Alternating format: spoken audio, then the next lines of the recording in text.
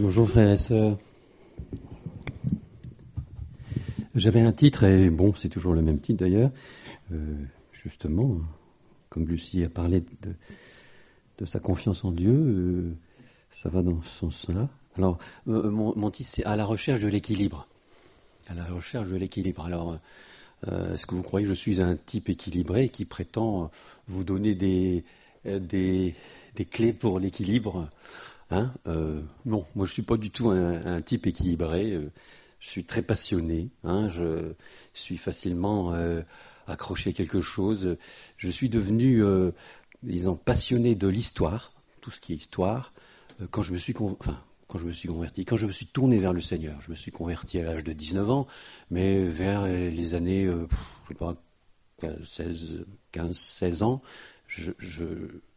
je m'avançais vers le Seigneur. J'avais l'intention de donner ma vie pour Dieu et un peu timide, j'osais pas trop m'avancer et il a fallu qu'à un moment donné maman décède pour que je me dise quand même, il faut quand même que je m'engage et de manière bien explicite devant les gens, de dire je suis au Seigneur. Voilà. Je suis passionné, je pense que beaucoup sont passionnés. Je peux être passionné par l'histoire de Charlemagne, vous savez, tout ce qu'on nous apprend sur Charlemagne, sur les Hébreux qui ont émigré en Espagne du temps du roi Salomon. Il y a des gens qui récupéraient l'or d'Ophir, mais l'or aussi du côté du Guadalquivir. Il y a plein de choses à chercher. S'il y a des étudiants qui ont envie de faire des tests d'histoire, je vous assure, ils peuvent y aller. Il y a du taf. Je suis passionné par ça. Je suis aussi passionné par la science. Je suis aussi passionné par la poésie. Je suis passionné par la peinture. Je suis passionné par la musique. Je suis passionné par la sculpture. Enfin bref, bon. Je ne suis pas équilibré. C'est simplement pour vous dire que je suis en train de vous dire à la recherche de l'équilibre, mais moi-même, je ne suis pas un modèle en soi. D'abord, vous cherchez le mot équilibre dans la Bible, il n'existe pas. Alors, est-ce que ça veut dire que personne n'est équilibré dans la Bible ? Une question que je vous pose. Voilà. Il existe bien sûr sagesse, patience, mesure, bonté, douceur, fermeté, sobriété, mais équilibre, nada, n'a pas. Et pourtant, on a l'impression quand même que le Seigneur est un être équilibré. C'est un être qui fait des choses extraordinaires, mais on sent bien dans la vie de Jésus-Christ globalement une notion d'équilibre. À un moment donné, il arrête avec ses disciples, il les écarte de la foule, il faut qu'ils se reposent tous ensemble. À un moment donné, le Seigneur arrive près d'un puits, il est fatigué, il s'arrête, il a soif, il n'a rien pour puiser. Ses disciples sont partis chercher de la nourriture, ils ont faim, il faut s'arrêter. On sent qu'il y a des moments d'équilibre dans cette vie de Jésus sur la terre. Et nous voyons que c'est à peu près comme ça tout le temps. Dieu est un Dieu d'équilibre. Je suis absolument persuadé que le Dieu que nous avons est un Dieu d'équilibre. J'ai quand même des problèmes avec cet équilibre que je recherche, non pas que je le recherche en soi, parce que si vous commencez à chercher l'équilibre pour l'équilibre, c'est-à-dire que je voudrais être équilibré, alors ce qui m'intéresse, c'est que je suis épanoui et équilibré. Est-ce que c'est ça mon but premier dans la vie ? Est-ce que c'est la recherche du bonheur ? Quand vous savez qu'il y a des gens, ils recherchent le bonheur. Et vous vous dites, mais ils ont raison. Oui, ils ont raison. Et en même temps, vous sentez tout de suite, vous, en tant que chrétien, que c'est pas tout à fait ça quand même.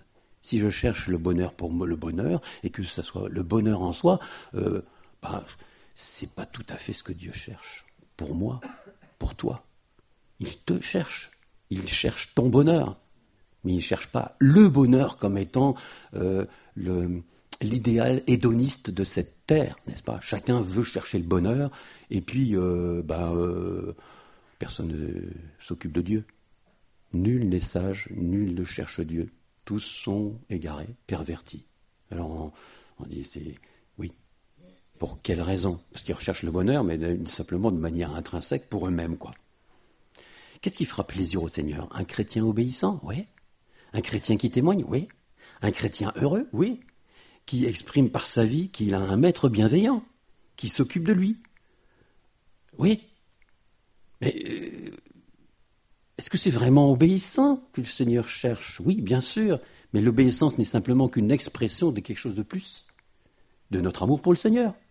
Un chrétien qui témoigne, mais s'il témoigne parce qu'il veut témoigner, parce qu'il pense que c'est ça qu'il faut faire, parce que c'est comme ça qu'on fait quand on est chrétien, qu'on témoigne, il se trompe.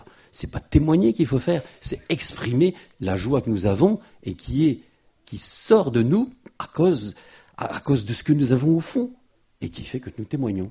Je sais pas, d'être témoin qui est important. Vous comprenez, il y a quelque chose de curieux qu'on peut avoir, une sorte de déséquilibre dans la façon dont nous voyons notre vie chrétienne. Je dis notre parce que c'est la vôtre, mais c'est aussi la mienne. Être équilibré. Un chrétien heureux qui exprime par sa vie qu'il a un maître bienveillant qui s'occupe de lui. C'est ce qu'un peu a dit Lucie et c'est ce que nous disons tous, chacun en général. Ma question est celle-ci. Croyez-vous que Dieu recherche votre bonheur? Comme ça, comme les gens du monde cherchent le bonheur? Non. Est-ce que Dieu cherche notre bonheur? Alors on dit, mais oui, bien sûr, le Seigneur cherche notre bonheur, mais vous avez des cas dans votre entourage où vous n'avez pas l'impression que le Seigneur recherche le bonheur de quelqu'un? En particulier, vous pouvez trouver quelqu'un de malade ou quelqu'un qui est vraiment dans la détresse, mais Dieu ne cherche pas son bonheur. Il nous a parfois une notion du bonheur qui est centrée sur nous et qui ne correspond pas à celle de Dieu. Alors, j'ai à cœur de prendre des versets, et j'ai un peu le trac parce que ça ne va pas vous paraître équilibré, quoi. Hein. Mais bon, bref, on va le prendre quand même. Hein. C'est le psaume 127. Le psaume 127 me semble bizarre. Il y a des choses que nous lisons dans la parole de Dieu, on a l'habitude de les lire, et est-ce qu'ils ne sont pas bizarres quelque part? Un individu dans le monde actif, qui est en pleine activité, il aura un individu, une personne, une dame ou un monsieur, dire moi je fais ceci, je fais cela, ma vie c'est ça, je fais ça, je suis peut-être astronaute et je suis en train de me balader autour de machin, ou alors je suis sportif et je fais ça, je fais plein de choses, je suis un actif, je suis même un hyperactif, etc. Et c'est ça ma vie. Bon. Puis nous, en tant que chrétiens, on se dit, mais mon pauvre ami, tu es un petit peu trop hyperactif. Il faudrait peut-être que tu sois un peu moins actif et un peu plus reposé. C'est quoi ta vie? C'est ça? Non. Et dans la parole de Dieu, on voit souvent des choses qui sont mélangées. Comment dire? Pas mélangées dans le sens compromission, mais dans le sens que c'est jamais déséquilibré. Hein, c'est bien le mot qu'il faut utiliser. Si tu fais quelque chose pour Dieu, parce que tu es chrétien, tu sais en même temps que tu n'es pas le seul à le faire. Et que Dieu n'attend pas que tu dises, moi j'ai fait ça, tu sais, Seigneur. J'ai fait ça tout seul, sans toi, Seigneur. Non. On sent en tant que chrétien que ce qu'on va exprimer, même de manière silencieuse, c'est que nous faisons quelque chose parce que le Seigneur est avec nous. Puis parfois, le Seigneur fait des choses et nous sommes avec lui. Et il y a comme une façon de voir le monde, de voir la vie, qui fait qu'on ne se met pas au centre et on ne se met pas non plus trop excentré. On n'est pas au centre, mais on est avec le Seigneur. Et le Seigneur fait des choses et nous faisons des choses. Et puis nous faisons des choses et le Seigneur dit, oui d'accord, je le fais avec toi. C'est assez curieux, c'est une espèce de mélange de volonté, celle de Dieu et la nôtre, sans que notre volonté soit quelque chose que nous imposons à Dieu. Ah Seigneur, j'ai envie de faire ça. Puis le Seigneur dit, vas-y, fais-le. Et puis des fois, le Seigneur nous dit, oh, tu sais, j'ai envie que tu fasses ça. On le voit dans la parole, tout d'un coup, le Seigneur nous parle, et on dit, ah bah oui, on va le faire. Et il y a donc une espèce de symbiose entre Dieu et sa créature. Une symbiose, je sais pas. Je dis symbiose, mais ça peut être autre chose que symbiose. Ce terme n'est peut-être pas équilibré. Enfin, j'en sais rien. Trouvez quelque chose. Le psaume 127, lisons-le. Le psaume 127, vous le connaissez, ou si vous ne le connaissez pas, on va le lire. C'est donc le psaume 127, il nous est dit, si l'Éternel ne bâtit la maison, vous connaissez ceux qui bâtissent, si l'Éternel ne bâtit la maison, c'est-à-dire que, enfin bref, attendez, on va le prendre.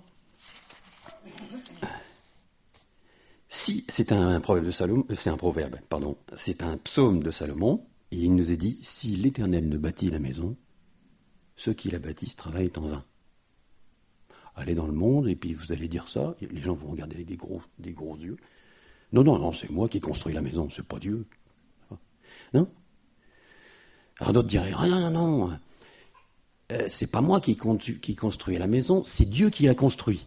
Ah mais c'est pas ça qui est dit. Il est dit, si l'Éternel ne bâtit la maison, ceux qui la bâtissent travaillent en vain. C'est-à-dire qu'il y a des gens qui bâtissent. Et il y a l'Éternel qui bâtit. Et vous avez ça en même temps, si vous voulez. Vous avez notre Dieu qui fait des choses, et en même temps nous faisons des choses avec lui. Prenons bien conscience de cette chose, de cette réalité. Quelquefois, on peut trouver des gens qui disent « Bon, moi je fais rien, moi c'est Dieu qui fait tout ». Puis d'autres qui disent « Moi je fais tout, mais Dieu ne fait rien ». Non, c'est pas ça. Il nous faut, moi j'essaye d'essayer de comprendre comment se fait-il que Dieu nous ait donné cette révélation dans le psaume 127. Donc ceux qui bâtissent travaillent en vain si Dieu ne travaille pas. La même chose, si l'Éternel ne garde la ville, ceux qui la gardent veillent en vain. Alors on se remet dans le contexte de l'époque, il fallait des gardiens, des policiers si vous voulez. Hein. Et qui dit policier dit forcément malfrat. Et donc il faut des policiers pour empêcher les malfrats de faire ce qu'ils veulent faire. Et il faut qu'il sache quelque chose, le policier, Pascal le sait peut-être probablement, c'est que s'il a sa fonction, il y a aussi Dieu qui est derrière et qui est là aussi pour faire quelque chose. Nous avons la même chose que pour la bâtisse, pour la construction de la maison. C'est Dieu qui fait, mais c'est aussi l'être humain fidèle à Dieu qui le fait. Si Dieu garde, nous aussi nous gardons. Il y a comme quelque chose de mystérieux, qui est là dans l'ordre de la communion qu'il y a entre Dieu et sa créature. Chacun travaille à l'œuvre.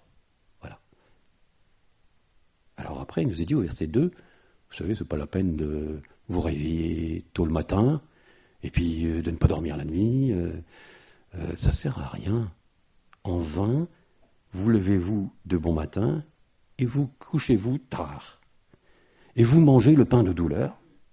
Il en donne autant à ses bien-aimés pendant leur sommeil. C'est assez rigolo, c'est assez quelque chose de savoureux, presque d'humoristique dans ce que dit Dieu ici, par l'intermédiaire de Salomon.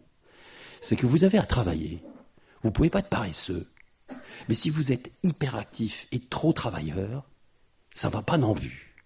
Il vous faut trouver la mesure que Dieu désire pour vous, qui n'est pas d'être paresseux, mais qui n'est pas d'être hyperactif. Voilà. Vis ta vie, tranquillement. Tu n'es pas seul, il y a Dieu qui est avec toi. Sous-entendu, si tu as la foi, tu vas trouver à te mesurer avec tes activités et à être équilibré dans tous les domaines de ta vie. Dieu te regarde et il a plaisir à te voir vivre. Il y a d'autres versets qui le disent, dans les Proverbes ou même dans l'Ecclésiaste. Vous voyez, une espèce d'équilibre curieux, n'est-ce pas, que nous ne trouvons pas dans le monde. Vous prenez des gens dans le monde, ils sont cadres, hyperactifs, ils oublient qu'ils ont une femme et des enfants, et puis ils cassent tout finalement, et ils se retrouvent à avoir tout gagné, quoi. Ils ont plein d'argent, etc. Et puis la famille, pouf, nada, plus rien. Puis il y en a d'autres qui font rien. Ils sont au chômage. Enfin, je ne veux pas dire que les chômeurs sont des coupables, je n'ai pas dit ça, mais vous avez aussi des gens qui ne cherchent pas à être actifs. C'est déséquilibré, quoi. Et le Seigneur, ici, dans le psaume 127, veut avoir des gens équilibrés. Donc, prenez pas comme moi, mais voilà ce qu'il cherche. Et puis, tout d'un coup, on a dans ce psaume comme un hors-sujet. Vous voyez ? Si vous étiez prof de français, vous auriez un gars qui vous fait une petite dissertation, puis il parle de ce qu'il faut faire, ce qu'il ne faut pas faire, l'activité, pas trop d'activité, puis tout d'un coup, il raconte autre chose. Il dit voilà, des fils, c'est un héritage de l'Éternel. Ah bon? Le fruit des entrailles est une récompense, comme les flèches dans la main d'un guerrier, ainsi sont les fils de la jeunesse. Pourquoi ça vient faire ici? Qu'est-ce que ça vient faire ici? Heureux l'homme qui en a rempli son carquois, et il ne sera pas confus quand ses fils parleront avec des ennemis à la porte. Bizarre, vraiment bizarre.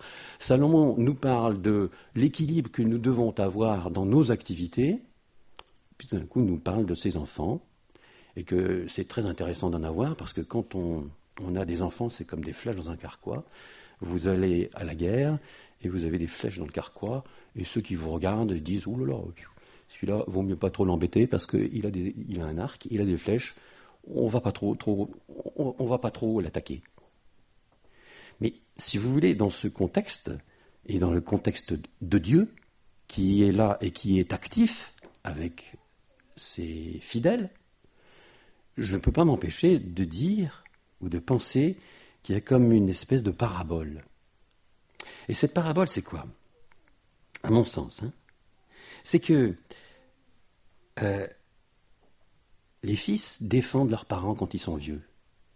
Et là, Salomon a l'air de dire, quand je serai vieux et qu'il y aura des gens qui viendront m'attaquer, j'aurai de la chance parce que j'ai des enfants qui vont me défendre. Alors hélas, le cas de Salomon, c'est que on ne peut pas dire vraiment que ses enfants ont été un bon témoignage. Il a eu des enfants, il a eu beaucoup de femmes et beaucoup d'enfants, et malheureusement, ce qu'il dit au psaume 127 ne s'est pas trop réalisé pour lui. Mais quelque part, ça se réalise pour nous. Je vais essayer de m'expliquer. Dans Hébreux, au chapitre 2, verset 10, Hébreux, chapitre 2, verset 10, il nous est dit quelque chose qui me semble avoir à faire avec ça. Quand j'ai lu le psaume 127, j'ai eu envie tout de suite de regarder dans Hébreux, chapitre 2, verset 10, ce qui nous est dit, et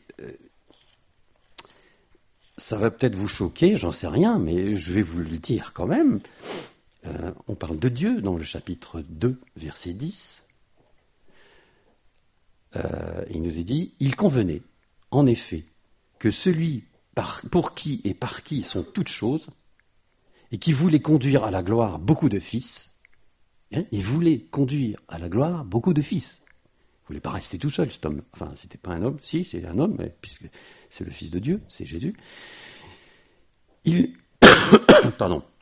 Et il voulait conduire à la gloire beaucoup de fils. Il a élevé à la perfection par les souffrances le prince de leur salut. Jésus a souffert comme toi tu as souffert et comme j'ai souffert. Parce qu'il fallait qu'il soit le prince en tout et qu'il soit le premier. Bon, c'est vraiment curieux, mais ça c'est Dieu, ça. Dieu a décidé que c'était comme ça. Et Dieu a décidé que son fils, il aurait des enfants avec lui. Il aurait des gens qu'il conduirait à la gloire.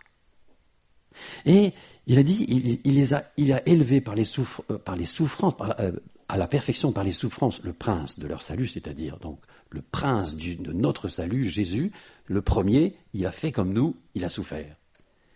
Car celui qui sanctifie et ceux qui sont sanctifiés sont tous issus d'un seul. Ils sont tous ensemble. Ils sont issus d'un seul.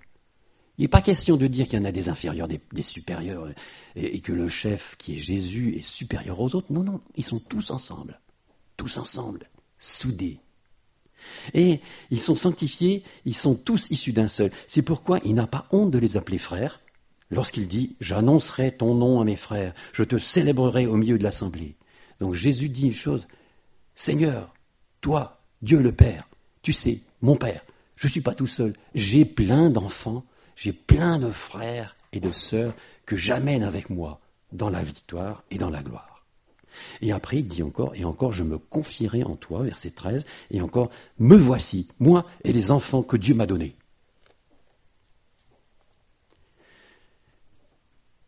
Vous savez que dans l'Apocalypse, quand Dieu va tout juger, les vivants et les morts, il fait venir son Église.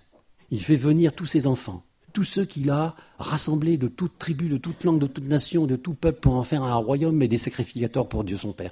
Et tous ces gens, c'est un peu comme au psaume 127. Qu'est-ce qui se passe? Il nous est dit à la fin du psaume 127, Dieu ne sera pas confus quand ses fils parleront avec les ennemis à la porte. C'est un petit peu comme pour le début du psaume 127. L'Éternel garde la ville, et nous la gardons. L'Éternel travaille à la maison, à la construction de la maison, et nous travaillons à la construction de la maison. Et Dieu ne veut pas que nous disions oh, vous êtes des sous-fifres, vous êtes... Non, vous construisez la maison avec moi. Mais moi, je suis là aussi. Et au jugement dernier, je jugerai, Dieu est celui qui jugera, et en même temps, il y aura ses enfants qui seront là pour juger avec lui. Et là aussi, il y aura un juge, un grand juge, et il y aura ceux qui jugeront avec lui. Ça, c'est bizarre. Et je pense que ce psaume 127, qui est coupé en deux, évoque un peu ce genre de choses. Vous me direz, je ne parle pas très équilibré. Oui, vous avez peut-être raison. Donc Dieu construit la maison, et ses enfants la construisent aussi. Dieu garde la ville, et les enfants la gardent aussi.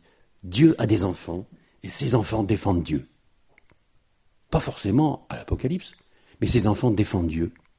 Maintenant, là que je vous parle. Et chacun de nous sommes préposés à ça. Nous défendons Dieu.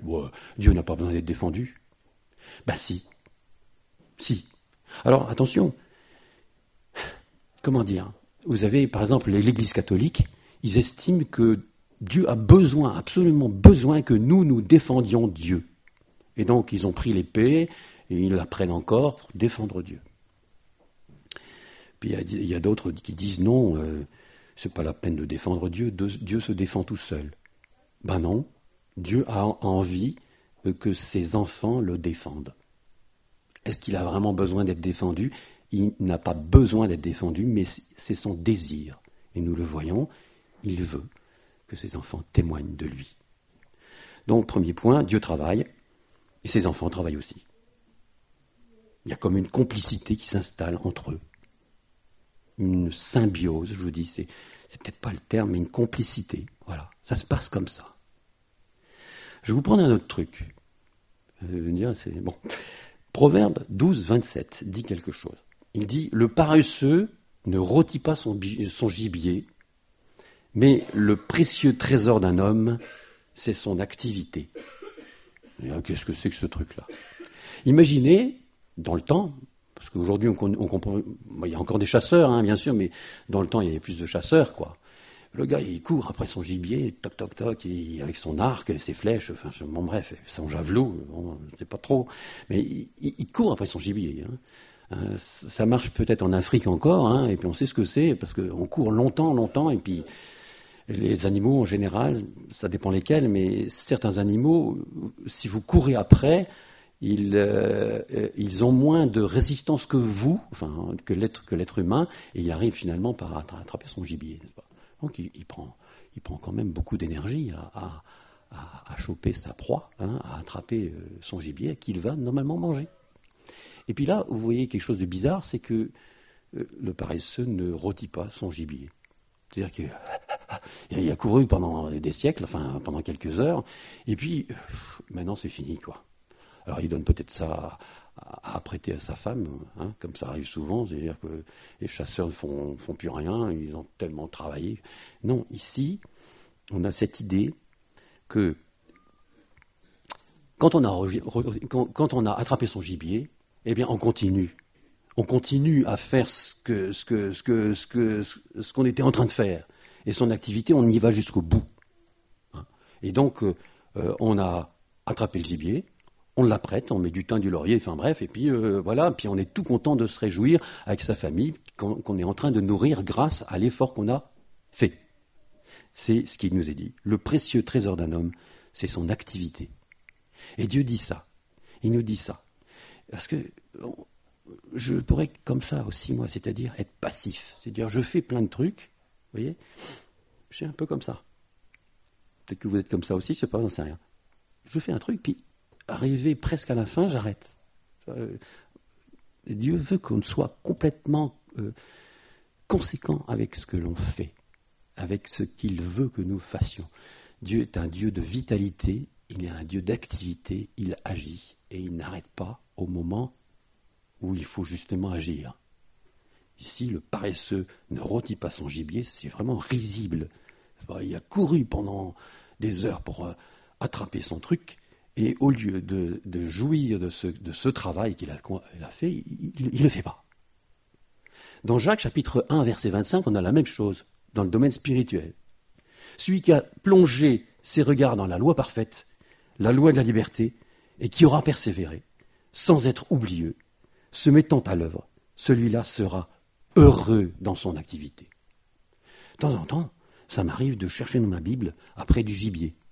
Ouais, dans la Bible, vous pouvez trouver du gibier. Bon, c'est pas du gibier, un petit animal qui se balade, hein, bon, une petite puce qui se balade dans la Bible. Non, pas ça. C'est citer un verset tout d'un coup qui vous intéresse. Et vous vous dites, mais c'est quoi ça? C'est la première fois que je le vois. C'est pourtant, je l'ai lu tant de fois. Et quand on plonge ses regards dans la loi parfaite, la loi de la liberté, eh bien, tout d'un coup, il y a un verset qui vient là, et on dit, mais Seigneur, j'ai pas bien compris ce que tu veux dire là, mais je suis accroché à ça. Et le Seigneur veut qu'on soit accroché à ce message qu'il veut nous donner. Et à un moment donné, on ne va pas lâcher le gibier. On va aller jusqu'au bout, on va l'apprêter, on va le digérer, on va essayer de trouver dans d'autres passages qu'est-ce qu'il a voulu dire, le Seigneur là. Est-ce que ça a à voir avec ma vie, etc. Et oui, probablement. Hein. Donc celui qui se met à l'œuvre dans l'étude de la parole de Dieu, il sera heureux dans son activité. C'est-à-dire qu'il va devenir actif, il va faire quelque chose. Dieu veut des gens actifs. C'est ce que je veux vous faire comprendre, c'est que Dieu veut que nous soyons actifs. Je suis parfois pas actif. C'est-à-dire que je suis peut-être dans ma Bible comme si j'étais dans un monastère en train de lire et puis rien qui se passe derrière. Je veux pas que ça se passe comme ça. Il faut qu'on soit équilibré. Si quelque chose nous est donné par Dieu, on doit être conséquent et aller jusqu'à la fin de ce qu'il nous dit. Voilà. Dieu veut des gens actifs, mais pas n'importe comment, bien sûr. Des gens qui écoutent la parole et qui, à cause de cette parole, vont faire une action liée à cette parole. Un tout petit truc, hein. Dieu les éclaire sur un point de détail, hein, dans leur vie. Et ils disent, bon, Dieu me demande ça, je vais le faire. Just do it, comme on dit en américain. Hein. Il suffit juste de le faire, quoi. Hein. Et c'est vrai que quelquefois, on peut être comme ce chasseur avec son gibier. Il s'arrête. Mais c'est vraiment idiot, quoi, complètement. Hein. Mais bon, je ne me moque pas du chasseur, parce que quelquefois, c'est un peu mon cas, hein, vous voyez. Donc, deuxième point, Dieu aime l'activité. Il aime voir des êtres humains actifs. On dirait, mais si on se trompe d'action, Dieu n'en a cure. Ce qu'il aime, c'est les gens qui sont actifs. Même si on se trompe, Dieu va nous guider pour que nous allions vers l'action qu'il veut. Il souhaite guider cette activité. C'est ce que nous voyons dans Jacques chapitre 1, verset 25. Il veut guider l'activité et suggérer des choses par sa parole. Voilà. Le psaume 90, c'est le psaume de Moïse. Et là-dedans, il y a quelque chose aussi que j'aimerais dire sur la lucidité sur notre existence. Dans le psaume 90, on a notre cher Moïse, qui probablement a 80 ans à l'époque. Probablement. On n'en sait trop rien à quel moment il a écrit tout cela. Mais il dit, certains arrivent à 70 ans. Et pour ceux qui sont en bonne santé, ils arrivent à 80 ans. Ouais, ils sont contents. Leur vie s'est bien passée, mais ce n'est que peine et misère, finalement. Oh là là. Pas rigolo, Moïse. Hein. Verset 10 du psaume 90. Les jours de nos années s'élèvent à 70 ans.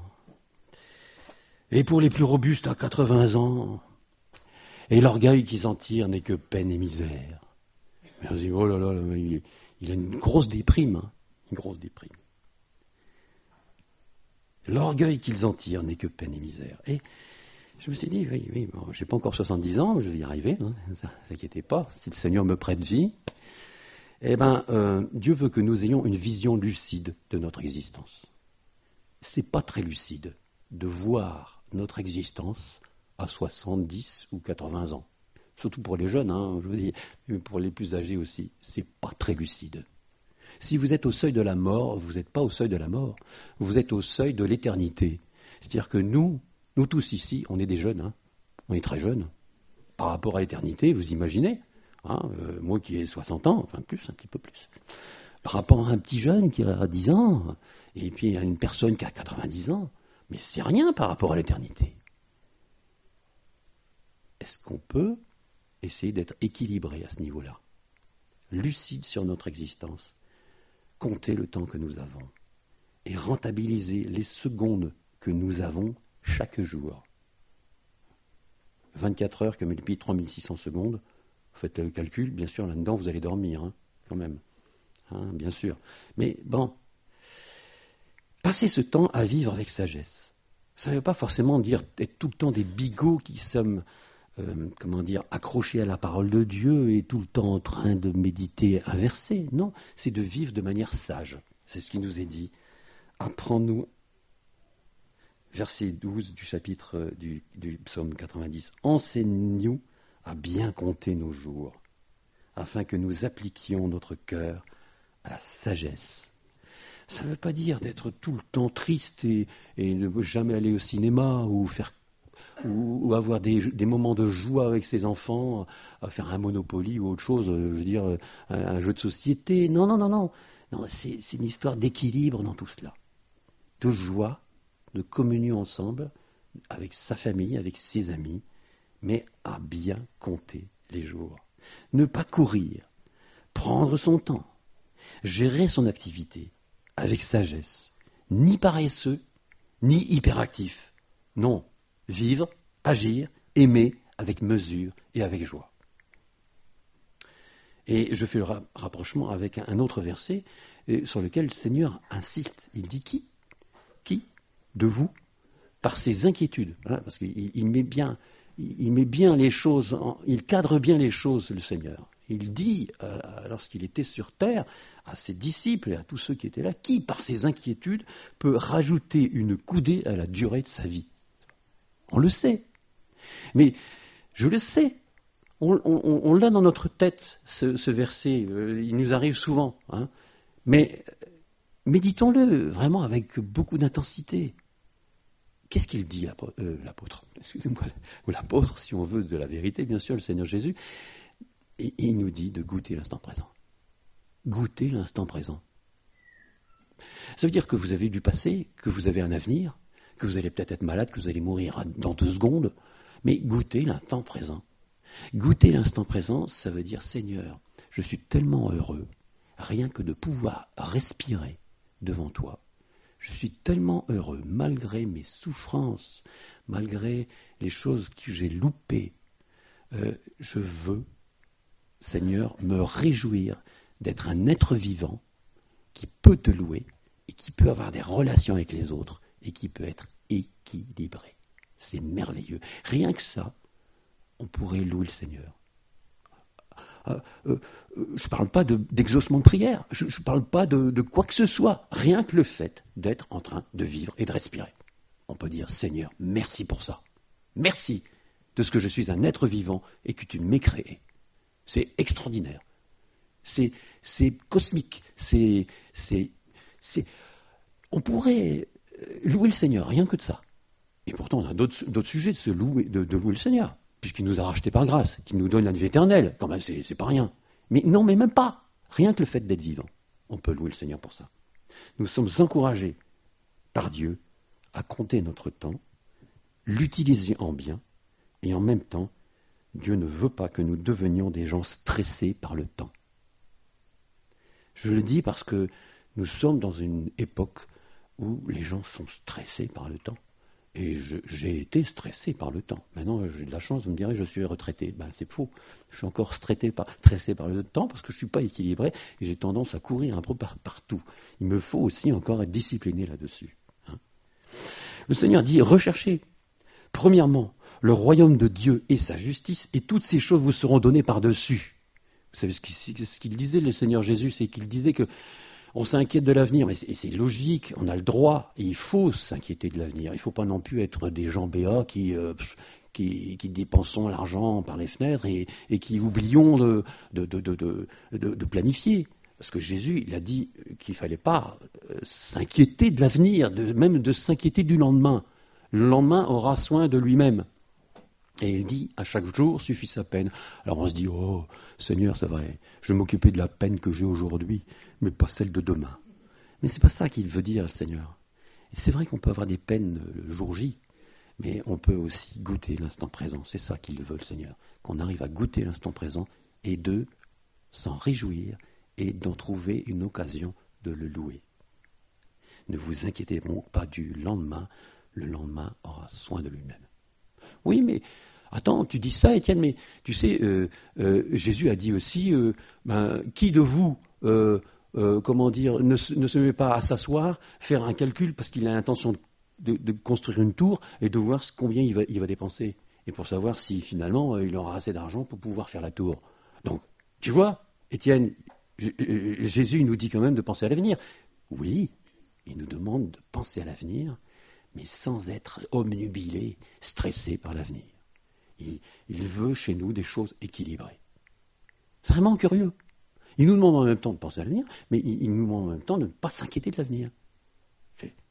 Avouez quand même que c'est bizarre. Quand vous reprenez le psaume 127, Dieu garde la ville, mais nous devons la garder aussi.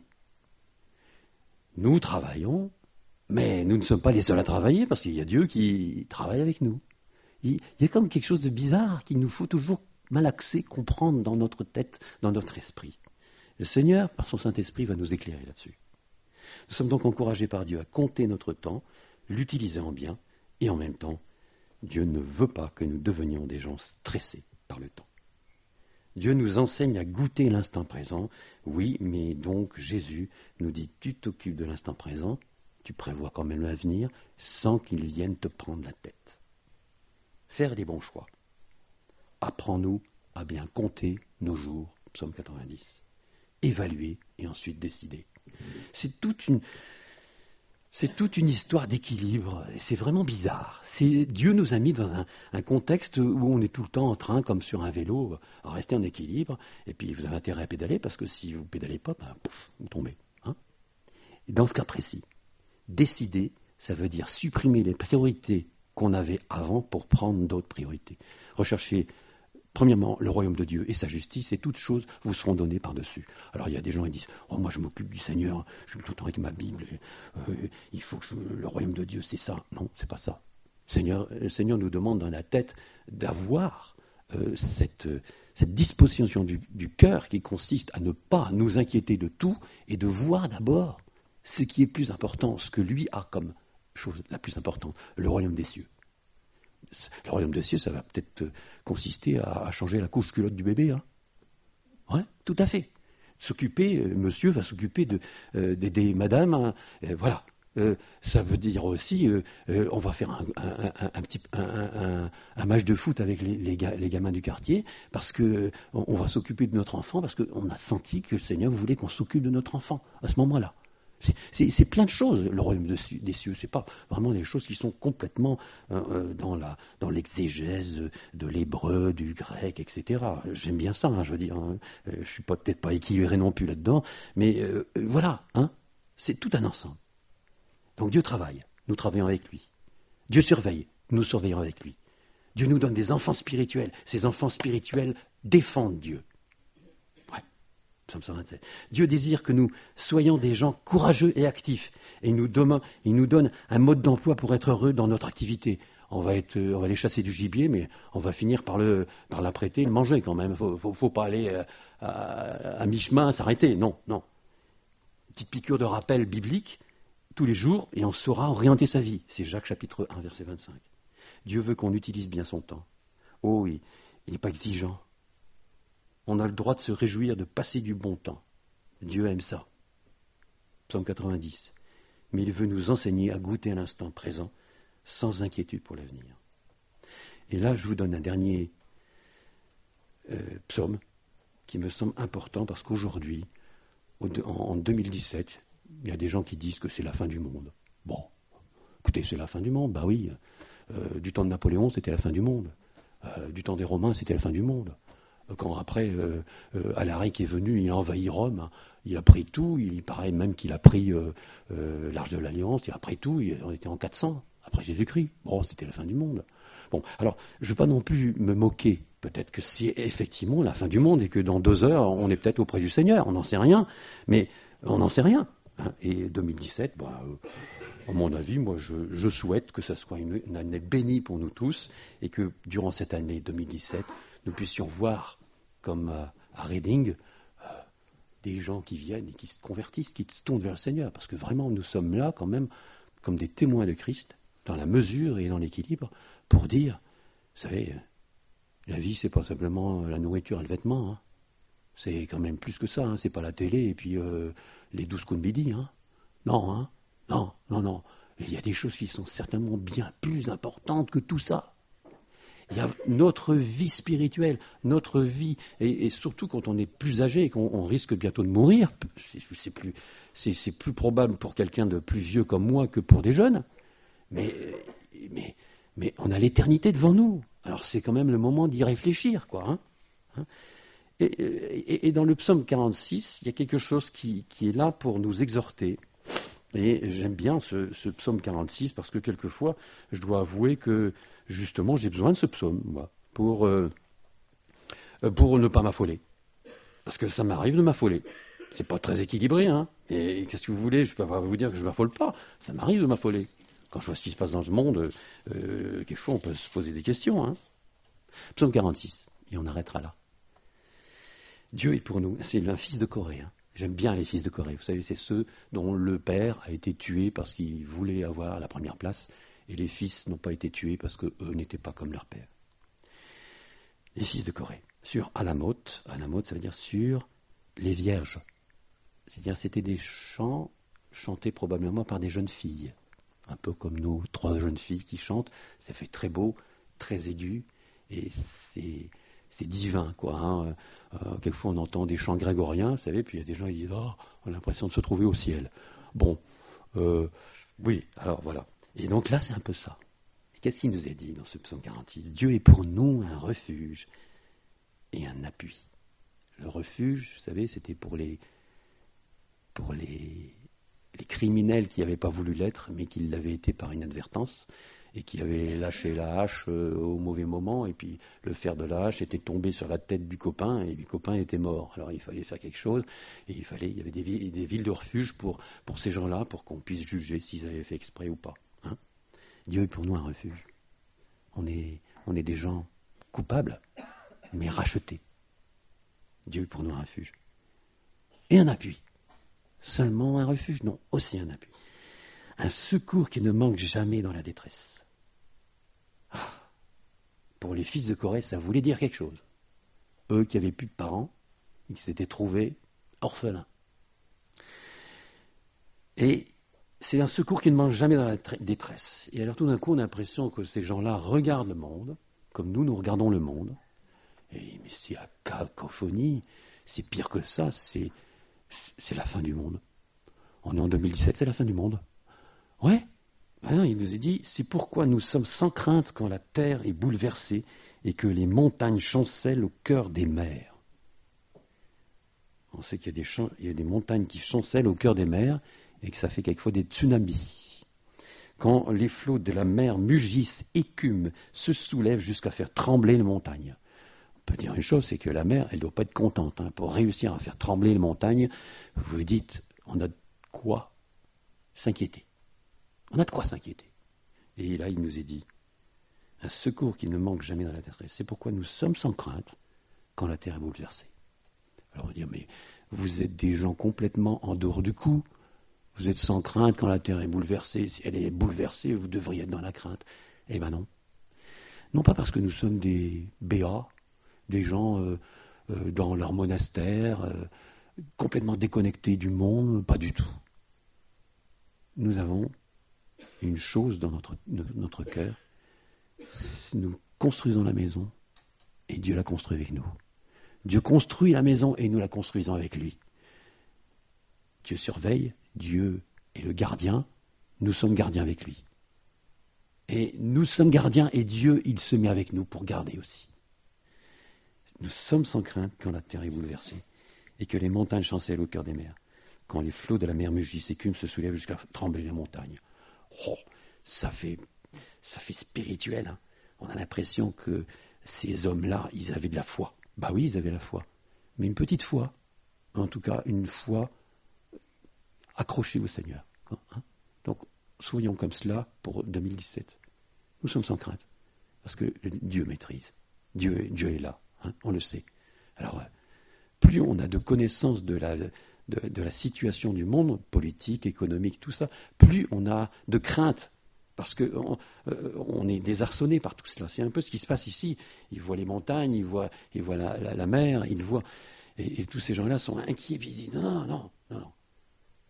Il y a autre chose que tout cela.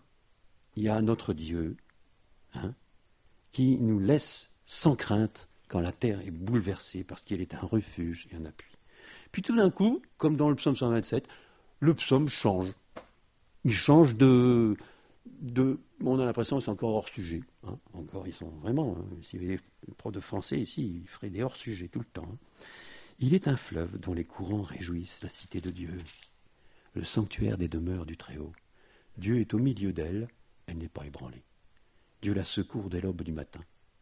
Des nations s'agitent, des royaumes s'ébranlent, il fait entendre sa voix, la terre se fond d'épouvante. L'Éternel des armées est avec nous, le Dieu de Jacob est pour nous une haute retraite. Nous avons besoin de nous placer dans les lieux élevés, un peu comme Habakkuk, qui se place sur les lieux élevés, un peu comme sur les montagnes, il marche, comme nous est dit pour David. Il rend mes pieds semblables à ceux des biches, qui sont dans les hauteurs, et qui arrivent à prendre de la hauteur face à tout ce qu'on voit. On a le droit d'avoir un peu des inquiétudes, mais le Seigneur nous exhorte à dire, il est un fleuve dont les courants réjouissent la cité de Dieu, les sanctuaires des demeures du Très-Haut, Dieu au milieu d'elle, elle n'est pas ébranlée.